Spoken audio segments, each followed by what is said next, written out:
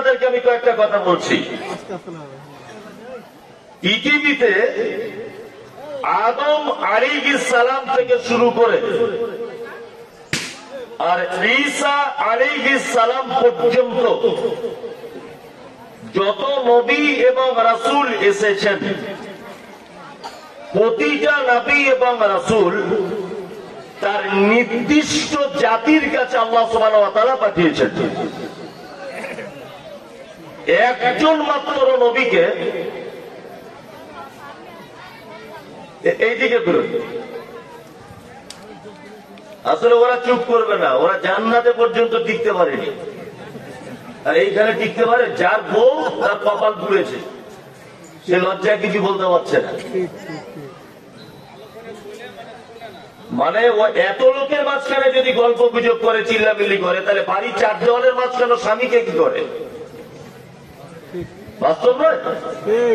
এত আলেম ওলামা এসছে যে এত কিছু থাকার পরেও যদি ও চুপ না করে, তা বাড়ি তোর ব্যবহার কি? চুপচাপ মেরে থাকুন, কথা বলিয়েন না। আপনার ভদ্রতা এটা আপনার পরিচয়, এটা মাথায় রাখবেন।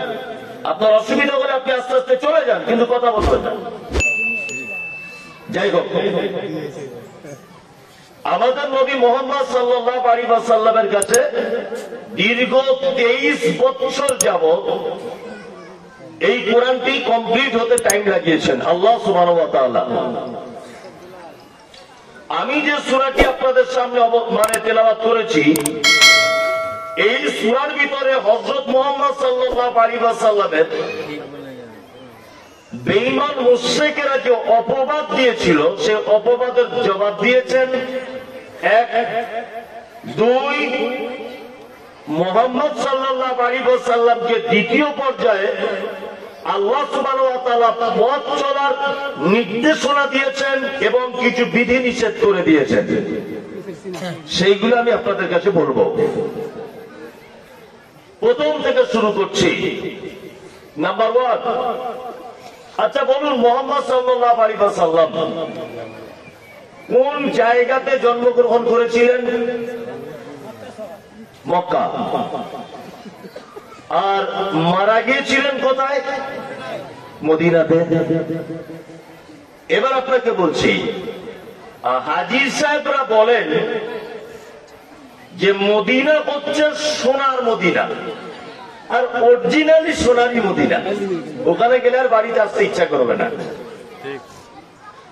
এই জায়গাটাতে হযরত মুহাম্মদ সাল্লাল্লাহু আলাইহি ওয়াসাল্লাম পৃথিবীর সবথেকে দামি মানুষ, মদিনাতে তৈরি করতে পারতেন, জন্ম দিতে পারতেন। মক্কাতে দিলেন কেন? মক্কাতে আল্লাহ নবী সাল্লাল্লাহু আলাইহি ওয়াসাল্লাম জন্মগ্রহণ করেছিলেন কেন? সত্যি এগুলো অবাক লাগে। মানে আল্লাহ সুবহানাহু ওয়া তাআলা যে রণকৌশলগুলি ব্যবহার করেছেন, এটা হচ্ছে পৃথিবীর একটা আশ্চর্যজনক কৌশল, যা পৃথিবীর কোন মানুষের পক্ষে সম্ভব নয়। আচ্ছা, এখানে জেনারেল শিক্ষিত ছেলে, বিএ পাস বা উচ্চ মাধ্যমিক কেউ আছো? তোমরা বন্ধু কেউ আছো? এই তো মাশাআল্লাহ, মাশাআল্লাহ। উচ্চ মাধ্যমিক বিএ, মাশাআল্লাহ, ভালো। এবার আপনাকে বলছি, পৃথিবীর ভৌগোলিক অবস্থানটা যদি কারোর মাথাতে একটুখানি যদি থাকে, তাহলে আপনারা বুঝতে পারবেন যে সারা পৃথিবীর একেবারে মিডিল পয়েন্টে অবস্থিত যে শহর, তার নাম মক্কা। দেখবেন কালকে ম্যাপটা খুলে, মক্কা। এবার আর একটা কথা বলি, মুহাম্মদ সাল্লাল্লাহু আলাইহি ওয়াসাল্লাম যে যুগে জন্মগ্রহণ করেছিলেন, যুগটার নাম হচ্ছে আইয়ামে জাহেলিয়াত। জাহেলিয়াতটা কেমন ছিল না? জানে যে নারী পুরুষ সেক্স করতে হয়, দুজনে উত্তেজিত হলে, যাকে বলা হয় যৌন মিলন বা সেক্স। তখনকার আইয়ামে জাহেলিয়াতে একটা পুরুষ একটা নারী যখন সেক্সের প্রয়োজন হতো, অর্থাৎ যৌন মিলনের প্রয়োজন হতো, বেটা তার মায়ের কাছে রাতের বেলা শুয়ে যেত, কোনো বিধি নিষেধ ছিল না। এর নাম আইয়ামে জাহেলিয়াত। ভাইপো তার ফুপুর সঙ্গে শারীরিক সম্পর্ক করত, কোনো বিধিনিষেধ ছিল না। বাপ তার বেটির সঙ্গে শারীরিক সম্পর্ক করত, কোনো বিধিনিষেধ ছিল না। এর নাম আইয়ামে জাহেলিয়াত।